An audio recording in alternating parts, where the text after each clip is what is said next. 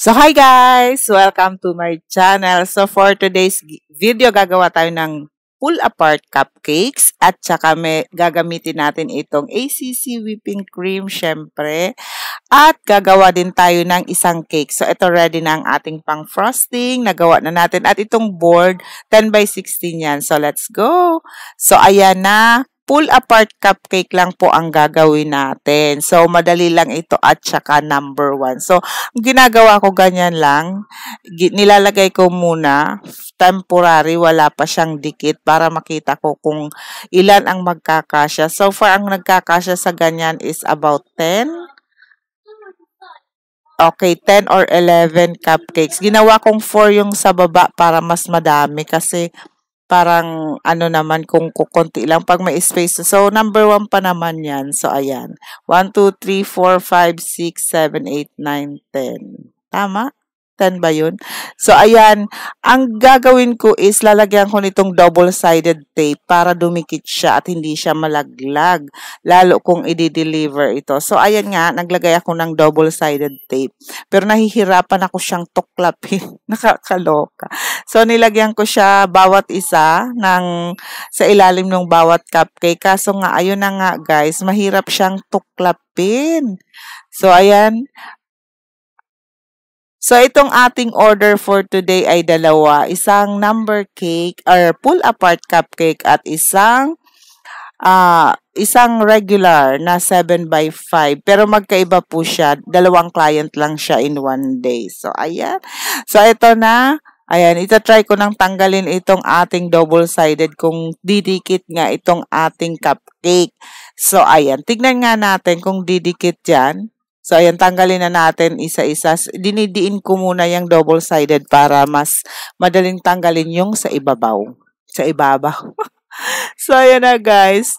Ayan na, nakikita nyo, struggle is real talaga. Pero natanggal ko naman yan, bawat isa. Pero ano ba, didikit nga ba yan? So, ito nga, trinay ko yung isa at hindi siya dumidikit. Kaloka lang, diba? So, ngayon, ang aking solusyon ay gumamit ng glue gun. So, ayan, mabuti pa ang glue gun, madaling gamitin at madali ring dumikit. So, ayan ang ginamit ko na. So, careful lang kayo doon kasi minsan may puti, di ba? Ikakat nyo lang yun, yung parang natutunaw na glue stick. So, ayan. Bawat isa nilagyan ko. By the way, ang bigay ko dito sa pull apart is 500. Tapos nagulat ako nung kunin na sa akin ito ni client. Suki ko pala sila. So, it's good na ang 500 ko lang sila binigyan. So, nakakatuwa naman. So, ganun lang kasi very easy naman itong gawin. Medyo ang ano mo lang dito kasi nga yung box na 10 by 14, ganyan. Yung board, tapos yung box, medyo pricey yun. Ayan, na-order ko yan syempre sa ating mga baking store. At magkukulay lang, buti naman, okay lang kasi wala na siyang iba pang mga toppers or mga photo print. Ang i-request lang is, ayun nga, pink and yellow. So, nagkulay lang ko ng pink at ito gumamit ako ng 2D na piping tip. So, yun. Kaya, very easy lang ito talagang ating pull apart. So, worth the price naman. 500 pesos. So, ayan. Ginagawa ko pink muna. So, ini-scatter ko lang yung pink. Katulad niyan, ayan.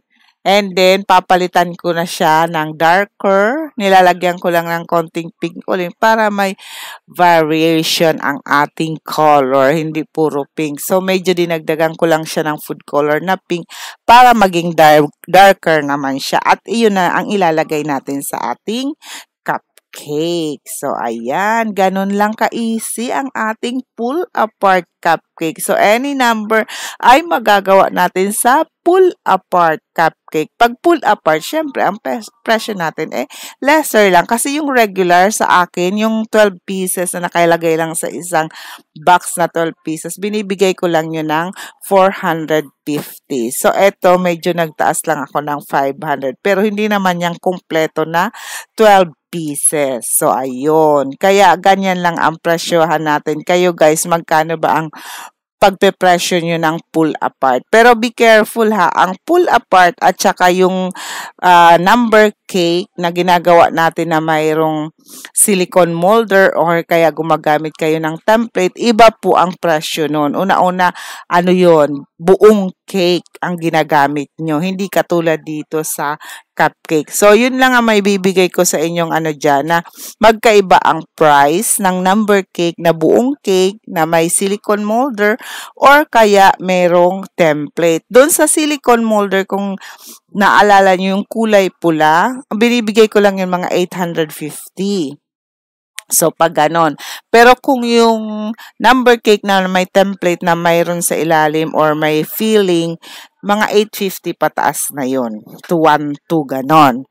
So, ayan. Almost done. Naglagay lang ko dito ng konting sprinkles and then yung name ng celebrant. Kasi yun lang naman ang request ng ating client. So, palagay nyo ba, lugi na kayo sa 500 dito or sakto lang ang ating price? Ayan. Nilagyan ko lang ng konting gray cheese.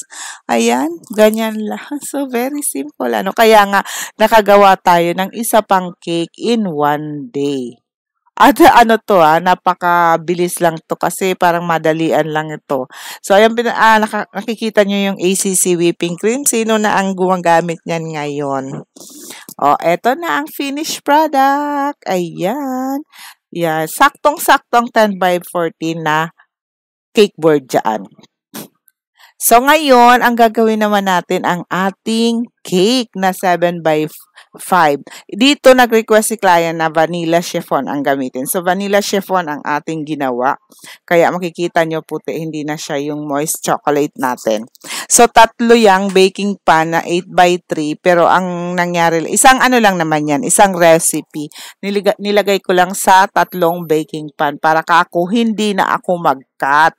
So, ayan. At ang frosting natin, same pa din. Naglagay lang ako ng filling ng dulce de leche. So, ayan. Nilagyan ko lang siya ng border para yung dulce de leche ay hindi umapaw or lumabas. Ayan. Ang dulce de leche natin ay ready-made. So, nabili din natin yan sa ating baking store na madalas natin pinagbibilhan dito. So, ito na nga, tatlo siya. Tapos, itong nangyari sa pangalawang baking pa natin ay hindi pantay kasi parang ang pagkalagay ko yata sa oven is hindi pantay.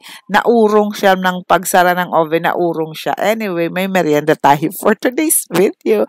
So, ayan, kinat ko lang para maging pantay. At yung kinat ko na yun, hindi ko na yun sinama kasi meron pa nga tayong isa.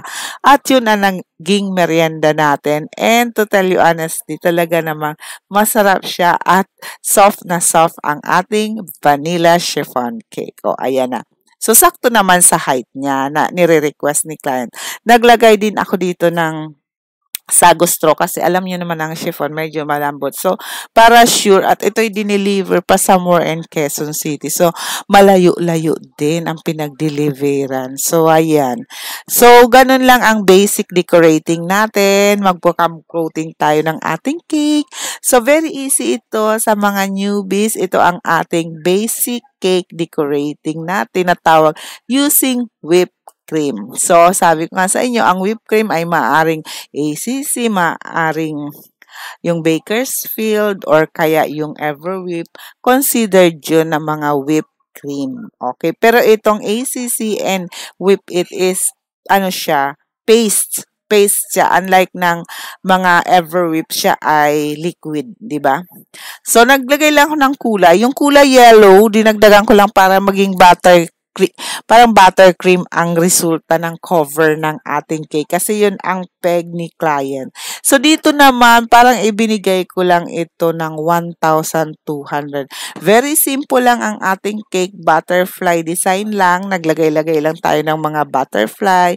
And then, konting iba't ibang kulay ng yellow, parang swirl-swirl lang using ang ating piping tips. So, ganun lang kasi. Hindi ko lang maalala. It's 850 to 1 to siguro ang bigay ko nito. Hindi ko lang maalala masyado. Kasi nakaraan ko pa to ginawa eh. So, ayan. Diba? Gumamit ako ng piping tip para sa final, natin, final frosting. Ayan. So, yan. Very easy na lahat. Gagamit tayo ng smoother. So, ang dali lang nitong gawin talaga, guys. Very easy lang. So, ayan. Pero, vanilla chiffon ang base natin. Bihira tayong gumawa ng vanilla chiffon, di ba?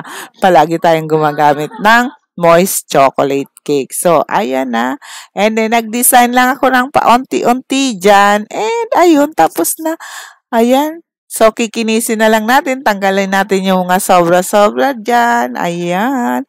So, and ito na ang resulta ng ating cake. Yun. Naglagay lang tayo ng happy birthday at ng mga butterfly. So, butterfly cake itong ating cake for today's video. Sana nagustuhan nyo. Palike naman at pasubscribe kung hindi ka pa nakapag-subscribe.